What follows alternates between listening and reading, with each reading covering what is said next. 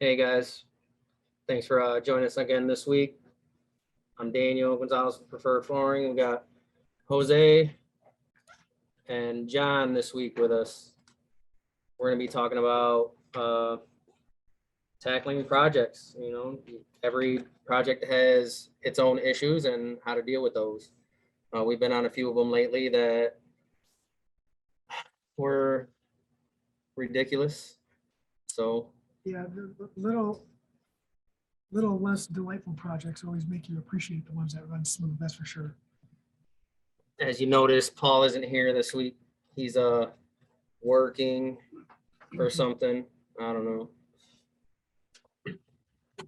So So bear with us because that dude, he's really good at getting the right questions and getting everything started. So this is going to be our first time trying to get everything rolling by ourselves. So please feel free to chime in. Daniel can see any messages or any questions you guys have. But the only thing that we have to go off of are items that we've experienced and that we've encountered. And we've had quite the roller coaster the last couple months with the amount of work that we've been receiving and performing and having to scatter the guys. And, there's just been a lot of issues from logistics to scheduling I to don't even think they can hear us on false the line. expectations set by either the salesman for the store that we're working with, or what we're running into a lot lately is the YouTube educated clients.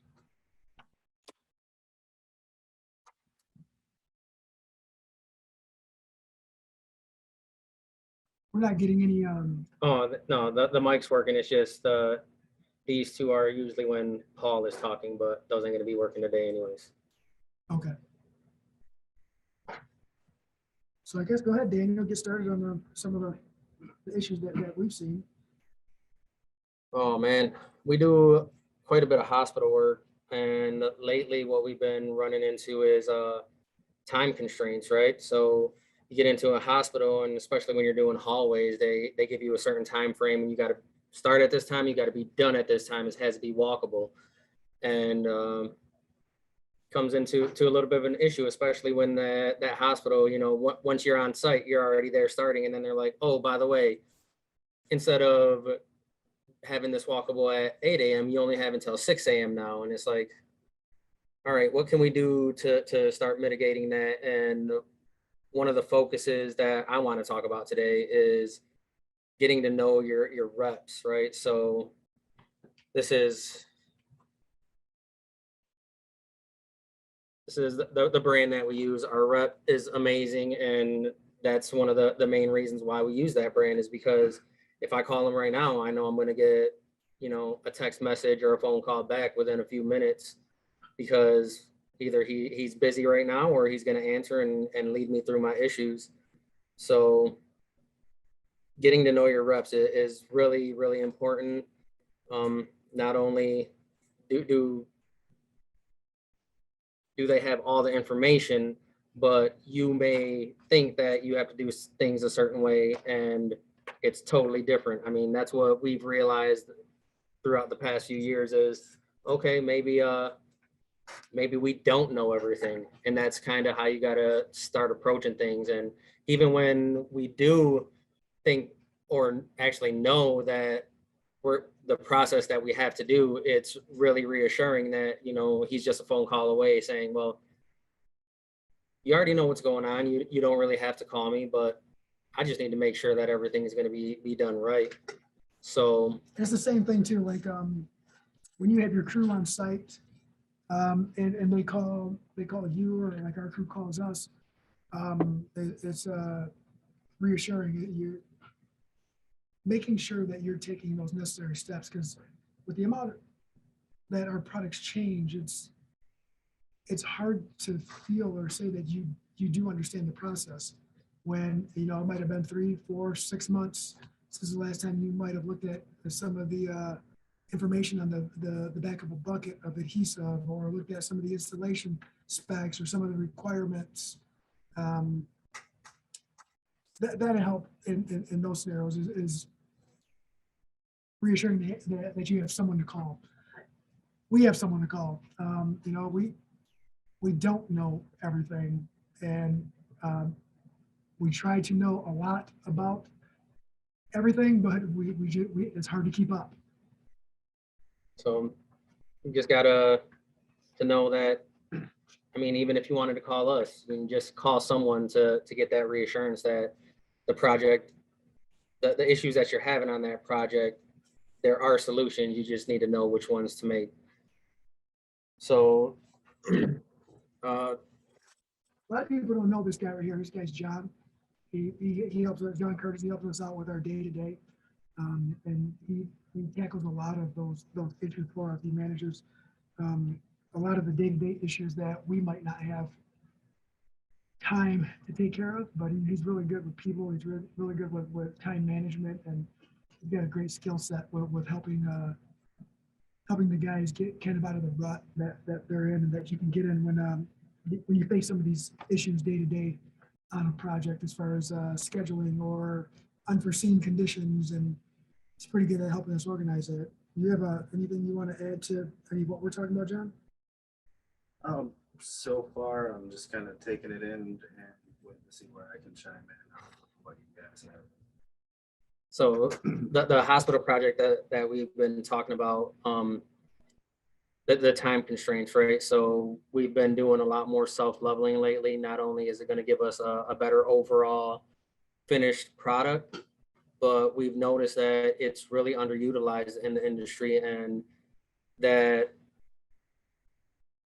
not only is it going to save time, no, you can't skim it and start installing that day, but it is saving the time from having to do multiple skim coats and skim, wait.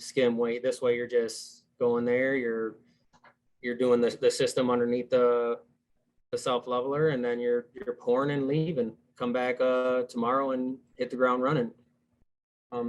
We've had multiple projects that have happened this way, and our reps have been amazing to help us out with it. That's just one aspect of an issue that can pop up on the job site. You know, there's multiple issues. These guys have been dealing with scheduling like crazy lately because commercial projects like to move all over the place. Yeah, and So that's the thing too. Is like I'm going to try to play like the outsider looking in here, but as far as like managing employees and skill sets, where are people on that? Daniel, what are your views on that? John, what are your views on that? Do you guys having to know when and where to put certain people. Yeah. I think it's always a struggle, because there's always going to be, you know, those new guys that regardless of where you kind of send them, there are going to be times throughout the day where they're going to essentially just be standing around doing nothing, right? But that's when you gotta kind of take them under your wing and kind of just explain to them what you're doing while you're doing it.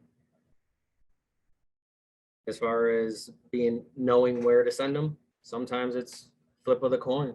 Yeah, it's a crapshoot. Like, I hope this works out for the best. In my mind, this is gonna work out, and it actually does. In reality, is crapshoot. There's a lot of variables. You know, so I think we've only ran at most 12 guys total, right? Not including subs. Before. Right. Not including like subs that work for us at the same time that we have other projects going on. But, you know, that's, some people only run 2, some people run 12, some people run hundreds. I mean, I'd like to pick everybody's brain. I'd like to know what you guys do on all that. How do you guys classify and organize those as a subcontractor versus employee? You know, this is kind of an open format. Any information or any questions you guys have would be great to hear on that. Because I'd like to learn, to be honest with you. I'd like to learn a little bit more on how to handle that, how to approach it. Another thing that goes hand in hand with that is the logistics, right? The materials, the tools, what equipment, Are you set up to deliver your own material? Are you set up to deliver your own heavy equipment when you need it for removal or for installs? Is there a drop shipment of material going to site? Are you guys receiving and then bringing it to site, handling it multiple times? You know, how does that go about? What challenges do you guys face, and what way do you guys solve some of those logistic issues? And then just, kind of moving on, we can talk about, something that no floor guy ever really wants to talk about, right? Is asbestos. What do you do when asbestos, you find it, right? First things first is you got to get it tested, because no one can just look at something and know that it's asbestos. Yeah. Do you know where the closest testing sites are? Is it something you have to mail in, something local? What's the turnaround time? Do you know the requirements as far as how much material they need for testing? How much of the adhesive they might need for testing? On top of that, are they qualified? Are they certified? How busy are they? What's your time frame? There's just a lot of variables when it comes to that as an issue, and I know that everybody handles it a little bit differently, but We've just seen a lot of guys on the sites, right? And they go in there and they take a picture or something, and they're like, "Hey, do you guys think this is asbestos?" And it's like, "Go get it tested." Well, they don't want to get it tested, and it's like it's always the runaround. But I think the most recent one was someone asking about encapsulating it, but doing a direct glue right over it, and setting the next guy up for failure. Right? But I mean, where does the liability fall within that? And we've taken you used to be, are you still certified for the abatement?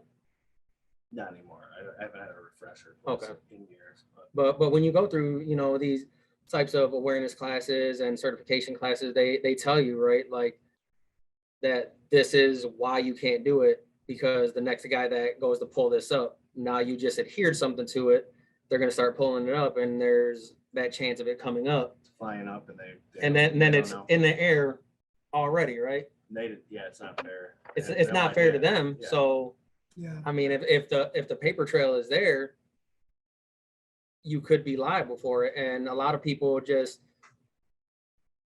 other installers don't realize the risk that they're putting themselves at when they do things like this. And the only thing that I can do is kind of chime in and say, hey, this is what we talked about when we were, going through these classes, and this is what was said. And they come back with some ridiculous stuff like, what did he say? What are these 1 hour or these 10-minute talks while you're loading up carpet or something? And they just don't realize that there are classes out there that you can take to broaden your knowledge on certain aspects of things. And you kind of gotta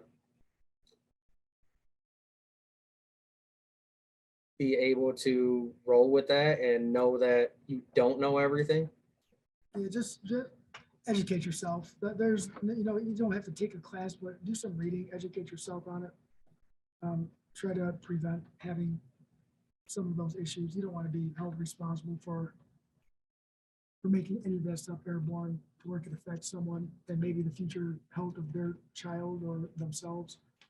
So not only in the air, you can carry it on your clothes, take it home with you. There's not only that, 15 years ago when I did take the certification class, I think each pebble size that you don't have documented to the EPA that you're abating, that they find, dime size piece is a $5,000 fine, each one. So if you got a bag or it's in your shoes, in your trash can, or anywhere. So that was a while ago. So I'm sure the fines are a lot higher. Right. Just these guys. A lot of these guys, their boss tells them to go rip this up, and they have no idea what they're even. Hey, I was guilty of that. I was one of them. Me too. I remember when I first started doing flooring, we had races to see who can pop the rose first. Who can get the other side of Pop, the pop, road. pop, pop, pop. Yeah. Why do you think I sound like this? No, that's No, not. that's really not, what I that's sound not, like. I could probably sell that one for $1. but you know, the solution to that problem is, get it tested, start there. That's, Right. worry about the abatement later. Let's see if it's hot first. Don't ever let anybody talk you into doing something that you're not comfortable. We that was the beginning of the end of a relationship. Actually, for us, is we were asked to do an install at a school, and it was over 9x9, which they told us tested positive. It was hot, and we got there, and everything was hollow. It was platforms. It was an choir room, or it was a choir room, right? Yeah, or a music band band room. And I remember tapping on the floor, and I was like, man, like, I don't think we can stick to this. And I think we're putting down Tandis. And so I had told Dave, I said, I'm gonna make a phone call. I don't know if they know about this. So I called and they said, yeah, we knew about that. Just install over it. And I was like, well, no, we gotta stick it, and then we gotta double cut it, and then I gotta pull the bottom piece out, and it could pull the tile up. And that, like, I don't think you understand that that's what can happen. And then I'm responsible, not you. No, they know that's the way we got to go. And Daniel and I had it wasn't even that long of a talk. I think we sat back for about 5 minutes, talked about it, and decided to walk away from that job. I think we left with our guys with nothing to do for the rest of the week because of that. I'm pretty sure we made it up to them, but I couldn't. Holland High School. No, I don't remember what it was. It was out in Greenville. I do know that. But sometimes you got to make decisions that might not seem like the right one for you. But it's not just you have to worry about when it comes to that type of material that should be removed by a professional. What about and we're kind of scattered, guys. Just to be clear, I know that There's so many issues that can happen on a job site. Yeah, and most of our issues are going to be geared more towards commercial. So if there is anybody out there who is primarily residential and you have some issues that you've come across, please chime in, text. I don't know how to read what's going on the screen right now, but please feel free to ask any questions. What about like change order issues? And when they make changes on the fly, does everybody or I know that Have a way to track everything that's going on. Yeah, because we're handling that right now. This is getting really, really hard to deal with. And we sell our own, and we do our own installs, and then we also still install for other flooring stores. But some of the older gentlemen, I would say, you get a little bit old school, don't necessarily have all the documents in place that make it easier. So we got to kind of track everything from, we have to ask our guys to track. So if they miss something, and then we go back to the other company and see if they have the information. So, and there's change orders and ads in between all of that. And things are going to get lost. It's going to get lost, but on whose end? Is you're going to lose on yours? They can lose on theirs. How do you guys take care of tracking projects, whether they're yours or they're not? How do you guys have your employees track it? Change orders. How does everybody work that out? How do you implement that? There's no one to answer you right now, but It's just a general question, shooting it out. Yeah. I'm sure that somebody can answer that at some point, and this is going to other social media sites. So I know, and that's what I'm just saying. yeah, But I was gonna say, you always have to have something, right, to keep track of it, because if you look at the verbiage in the contracts that you get, it's always change orders have to be approved before you can start the work, because if you start the work and start doing that and then that change order isn't approved, then you're just doing something for free, and no one wants to work for free. or putting yourself in a situation where you're going to be short at the end of the project on material because the change is in the middle of the project and they want you to add a conference room of the same material that you're running down a corridor.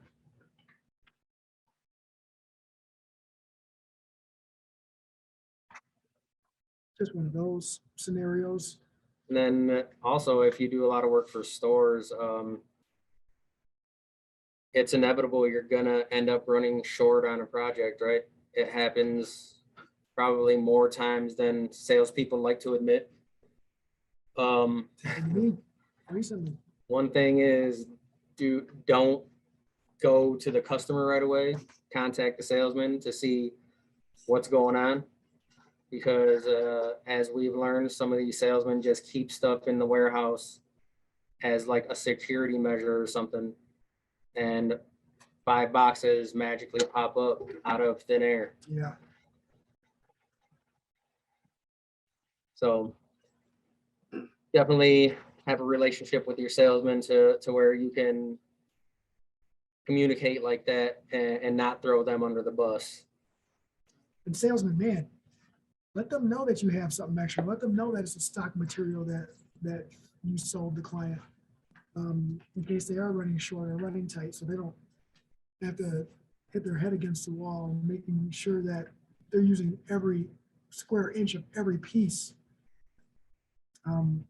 We tend to do that as much as we possibly can anyway, but not everybody is as thoughtful. There's a lot of waste involved. And then the old school guys, right? Because everything that we've been doing and that we've seen done in a lot of the places that we do work for is done electronically. So they're measuring it electronically, they're doing takeoffs and stuff. And it's hard for some people to trust that.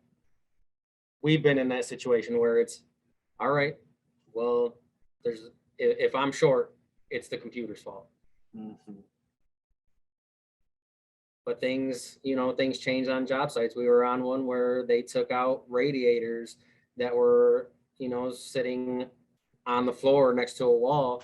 And then it's like, all right, well, that radiator was out 1 foot and that whole space is, a couple 100 feet. So you have 1 foot by, 200 feet. That adds up to a lot of square footage and you end up, falling a few pieces short. And it's like, wasn't supposed to be like that, but it's got to roll with the punches and get things done still.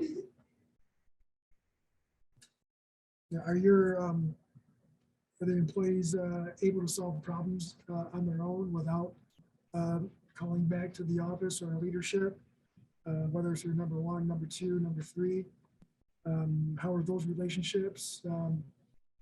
If a client changes something on the fly and they got to work an additional hour or 2 hours, are your guys' relationships well enough to trust that they're going to make the right decision to save the time for the next day or the rest of the week, or to salvage a relationship?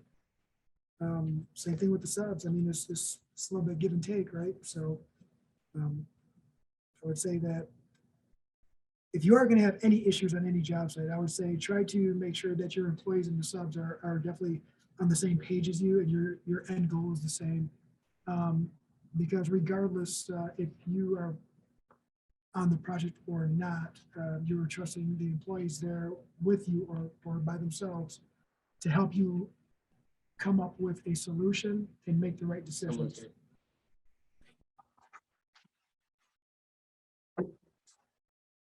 But I guess what it really boils down to is open lines of communication all the time with everyone when there's issues on the job site, because as an installer, when you're on the job site, you don't want to, it sucks that you got to report these kinds of things, but you have to, right? Because someone's got to pay for all these issues that are coming up, and we just have to know and document everything so that way when it comes down to final billing, everyone's on the same page with everything.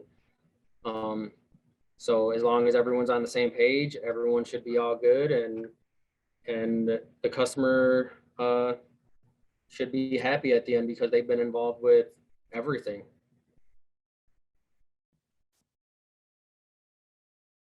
So communicate, make sure you get all, you have your reps information, so that way you guys can communicate with the clients, and that'll streamline everything. I think that's really all we had for today. Today was going to be a super quick one. We just wanted to get on here and make sure that we didn't miss a week, since Paul couldn't be here. Missy, Paul, you're really the one that the brainchild. Not that we didn't have enough time to prepare, but we can never be as prepared as that guy sometimes. This is what he likes to do, and we definitely appreciate what he does. So I don't see anything coming through. So we're just gonna, call it a week there, and we'll see you guys next week. Paul should be back, and we'll hit the ground running again. I didn't even look what the topic was for next week, but Here, let me see if I have it right here. might not have been. Not only that is the person on the other end of the screen is sick, so I know. she should be sleeping right now, but instead she's on here hanging out with us. Thanks So for we hanging hope you out. feel better. All right, guys, everyone, have a good week. We'll see you next week.